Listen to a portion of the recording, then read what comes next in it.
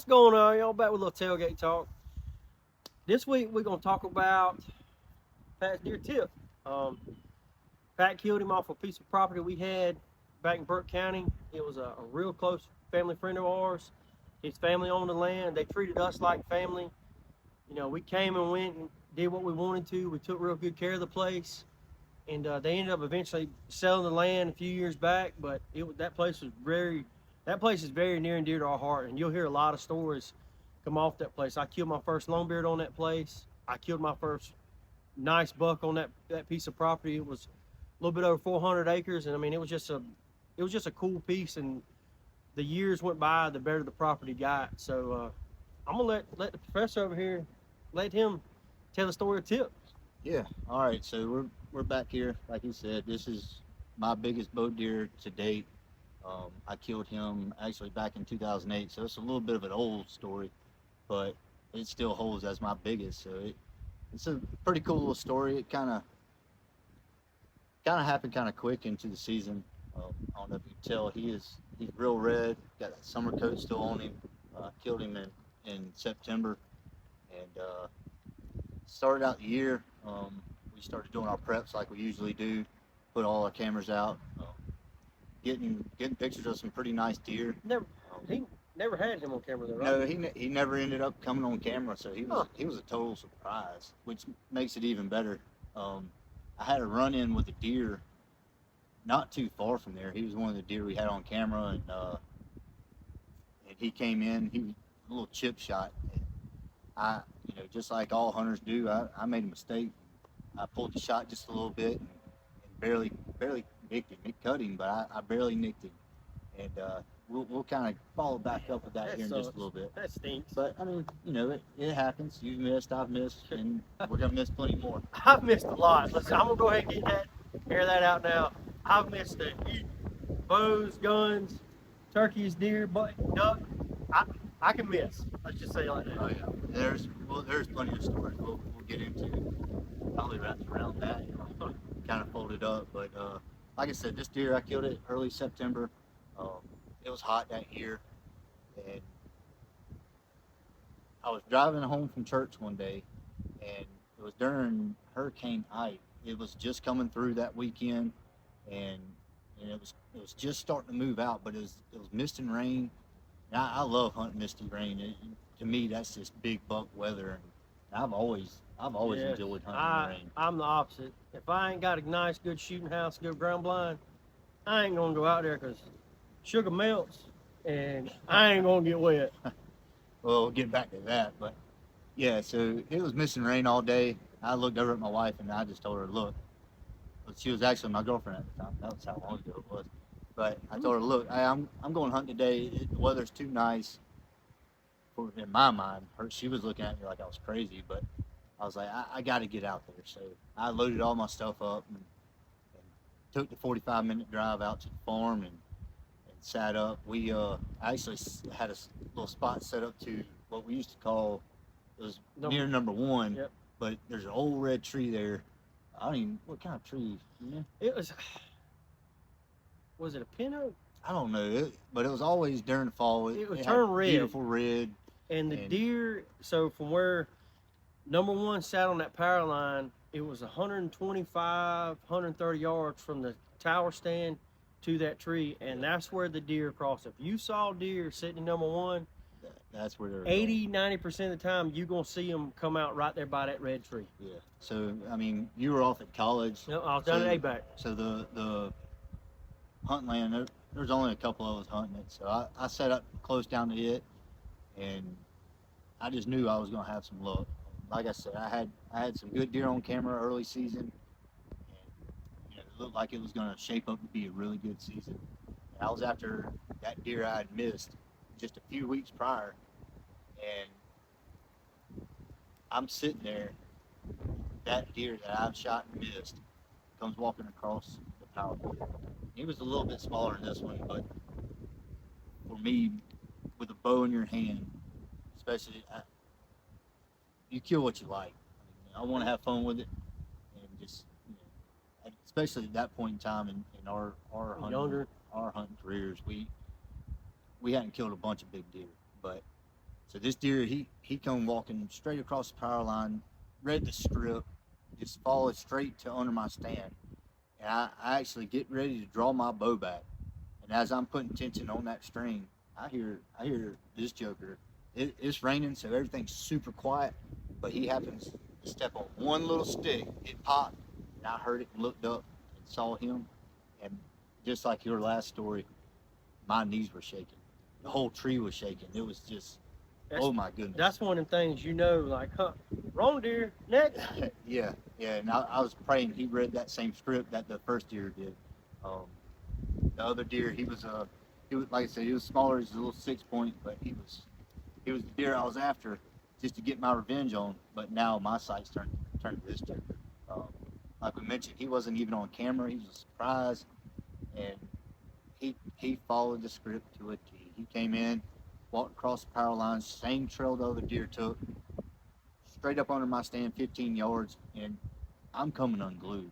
Usually I wait till after the shot, and then that's when my adrenaline hits, and I'm shaking and jumping and everything. But this deer had me going early, so I draw back, take the shot, and immediately just put my hands over my face. I shot a little high because the angle I was shooting at, and that's something you got to kind of look at when you're bow hunting is how the distances and everything like that. You got to count for so many things, and I just, with this deer having my adrenaline going so much, I took my eye off of it just a little bit, didn't account for it, and I hit high. He took off right back where he came from, and he ended up running all the way across the power line. And I thought I could hear a crash, but everything was wet, so it was tough. I was a nervous wreck at that point. That muffled sound. I felt horrible. The arrow was still in him as he was running. Didn't look like I got great penetration. Just a lot of things going through my head, and you've probably had that before. Oh man. Just like y'all have probably seen it and had your fair share of it. I'm probably my worst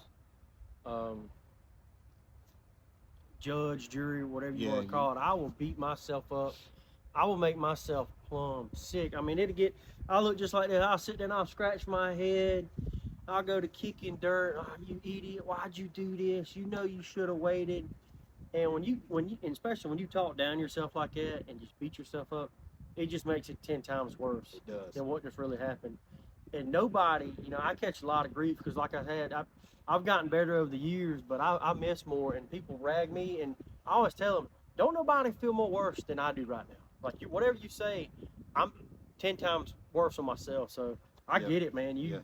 That shot, and you never know. And but you always want to think of the worst, and just. And that's the thing, as hunters, we want to try to do everything perfect all the time, but we're humans. We're gonna make those little mistakes, and that's kind of what made this deer. I immediately got on the phone with one of our other buddies. It's like, hey man, there's a little more rain coming in. I just hit this deer. He's a pretty good deer, but I need your help. So he was right on the way. It probably took him, felt like 20 minutes to get there. But I didn't go look. I didn't try to track any blood because I just didn't know. So I went back to the truck, put all my stuff up, waited on him, gave him some time. Like I said, it felt like 20 minutes, but I think it was closer to about an hour is what it took him to get out there. And in my mind, that was enough time to go ahead and start looking at least. And because like I said, there was more rain coming in. It had just slacked off. So it wasn't raining at the time, but it was coming back. So What kind of blood trail did you have on it? So it was pretty much non-existent. With the bow, you want to get that pass through, so you got both sides spraying blood. That's your best bet. But like I said, I didn't look like good penetration, and the air was still in him when he was running. Probably didn't kind of help. I guess the ground being wet, so if it was little pin drops or something, it's probably non-existent with that. It kind of just washed away a little bit, and it made it tough. I was, even going down there, I found the arrow, got a little more penetration than I thought, and I was a little more hopeful. It's just no blood, so it took us a while. We kind of got a game plan together, and we went across into the pines and just started doing circles. doing circles. Each lap, my heart was sinking. I looked up, and the deer was probably only 20 yards from me. He was just piled up, laid right there. I just lost it. That's a feeling. I think I pretty much almost tackled the driver. It was just so much excitement, so many emotions, because you're going from your highest of highs down to your lowest of lows, and then you come back and just find them. So that kind of wrapped it all up with a nice little bow. I knew I hadn't noticed this deer on any cameras, but getting my hands on him and looking at the character, like I didn't even notice he has a kicker right here coming out, kind of like a little unicorn, and he got his name Tip, because apparently fighting, he broke off the tip. Tip of his beam. You know, like, And on Tip, he come tiptoeing in there too. So. yeah, he was quiet except for that one little mistake. He almost got away, but thank God for that Thank the stick. good Lord he didn't. Yeah, so that kind of wraps up this story. Y'all probably had similar stories where you have a deer of a lifetime for you, and things don't just go perfectly to plan as you would want it to, but that is, hard work, perseverance, and doing your due diligence. Don't just walk away from it thinking, I'm gonna find this deer, even if it's a doe or something. You got to put your time in. You just put an arrow or a bullet in a deer. You got to put your time in. You owe it. You owe it to the deer. Yeah. You owe it to him. I mean, the good Lord brought this magnificent animal into your life, allowed you the opportunity to harvest it. You got to. And to me, it don't even matter. It could be a old Sally. It could be a spike. If you're gonna pull the trigger on it, or cut that arrow loose, you owe it to that animal to give everything you got to go get one. And I don't like leaving them. I'll stay out there for hours after hours after hours, and I'll spend the money to call the dog. Yeah. I don't care what it is. I will because I feel like I owe it, and B, I hate leaving the animal. And I know people say, "Oh, coyotes and worms got to eat." Well, Big Daddy right here, I like to eat first too, though. You know what I mean? So do we. And so it just, you owe it to them, and they put in that time and effort. I hate I couldn't have been there because I was off at school, but he called me. And I'm down in Tifton, and I'm sitting on pins and needles, just staring at my phone, waiting. Is he gonna find him? Has he got signed? I'm texting. He's not answering. Well, he's not answering because they're looking. But I'm steadily blowing up his phone, like, dang, hurry up, call me back. What's taking so long? And I bet it's every 15 seconds I'm sending him a text. But they had to find our buddy Jared. He got down there, and he helped him out big time, and luckily they found him. And I got the call when he was on the way to the processor, and then I'm begging for a picture. He's driving. It's dark. So that was killing me waiting on him to get my picture. When I saw him, I was like, dang, that's a toad, man. And killing deer with a bow, that's just cool. That's just cool within its own right. Like, to me, you kill a deer with your bow, that's a trophy regardless, because you're doing something that dates back, God, no, way before we was out here, and I still miss one with a gun, but I've missed a ton with my bow. Yeah, and like you're saying, it takes a lot. You got to think about so many things, and having an animal that close to you, your nerves are shot. Your adrenaline is going through the roof. You're trying to contain it, but that's why we hunt. Get that feeling. That's it. And we always said if we ever lose that feeling, we're done. There's no point. But we still get it, especially now that we're bringing our kids into it. Oh man, I think I get more excited when we got deer out there with my youngin sitting there. Yeah, it's hard. You're looking. We do our part and train our kids, and we go out and shoot. But still, they're learning. So they're gonna make their own mistakes, and your kids are still young, so they're kudos for you getting them out started a little early. But I waited a little bit to get mine into it, and they're making their little mistakes, but they're learning from it, and that's part of the process, and that's cool. It is. I call it a full circle because like my oldest son, talking about the kids, he knows that his gun isn't a toy. He knows that when that gun goes off and that bullet leaves, it ain't coming back. So I'm pretty proud, just that aspect alone, And then when we're in the stand and deer come out, like this year, we kind of mentioned last week about when Briggs killed his first and Barrett killed that one within a few minutes apart. Well, that deer came out right next to our blind behind us, and Barrett just locked down and didn't move. And he wouldn't look at me, but he was whispering and talking. Just he's done learned so much in his little short hunting career. Like I'm very proud of him because we had him in the woods at 2 years old. Yeah, we did. We took him Killed it. early, and you shot a deer in front of him. Yep. You know, First hunt. first hunt he ever went on, and he acted like a grown man. Yeah. You know, he sat there quiet.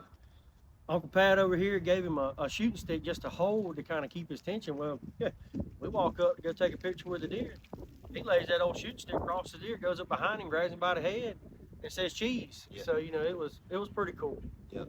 But it's That's what it's that's what it's about as we're getting into fatherhood and learning and making our own mistakes as fathers, but we're doing the best we can. That's all y'all can do too. Is if you have kids and you love the outdoors, get them out there. Introduce to them when you feel right, but early as possible. That way, it gets them off all the gaming systems and all the other stuff that we have now. and not get on the political side of it, but it does to me. It keeps them. My daddy always said it keeps us out of trouble. Yeah. If he knows I'm in the woods hunting, he's not worried about it Yeah. because he knows that he instilled in me the core values and how to do it right. And you know, my older brother, he helped me out, and then the guys I hunt with, you know, there's a group of us that we've always hunted together, and we bounce and feed off each other and teach each other stuff. And Yeah, we've been hunting together ever since we were in high school, and just we've learned, like you said, from each other and making our own mistakes, just sharing, and we created our own community, and that's what we are. All hunters, we're just one big community, and we got to help each other out. We mentioned in our last episode that you know there's people out there. There's always going to be people who are going to be negative towards whatever, but we got to be happy and proud for each other and help each other out to keep hunting around, to keep hunting alive, to lock it in for the future, lock it in for our kids to be able to. And that's what falls back on the kids is the full circle, because we're all gonna go home one day. We're all gonna go meet the Lord one day. And when I leave, the legacy I want to leave with my kids is I do want to leave them with the love of outdoors. That way I know if they love it the way I love it, and the way he loves it, they'll keep it going to their kids and so on and so forth. So we gotta back each other up, support each other, and honestly be each other's biggest cheerleader. Because there's nothing better than like when I killed Kansas, we talked about him last week. Just calling him and seeing his excitement, it was just paying. I call it paying forward. It might be the wrong terminology, use whatever you want to call it, but and then seeing my kids' excitement and all my buddies how jazzed up they were, and just it's just awesome. It's an awesome feeling, and it's just your cheer section. Yeah, be supportive. That's the main thing. Be supportive. Go out there, have fun, and enjoy it, and talk to the good Lord. And we're blessed to be able to do what we do and go out every single time we go out. So just keep that in mind. So what we got coming up next week for the next episode? So next week we'll probably keep talking about just some past deer stories until we get into our turkey season prep, whatever you want to call it. We'll go. Got a couple stories. There's a deer that's kind of near and dear to my heart. His name was Uno. You talking about a roller coaster? That deer right there, at the time, was going to be my biggest deer to date. He was your biggest deer at that time. Yep, and we'll dive into that story next week. Y'all keep on because it's a roller coaster. It is a roller coaster, and I like to see the emotion that went into that deer, and it was wild. Yeah. Just for me, I say it was wild. And but yeah, y'all tune in next week. Like we said earlier, hit that like and subscribe button. Let us know stuff in the comments. We'd love to talk to y'all, man. This little tailgate talking is all we're doing. We're just sitting around a tailgate like at the club or at the land, shooting the breeze and just chatting it up. Just doing what we do. Y'all take it easy. See you.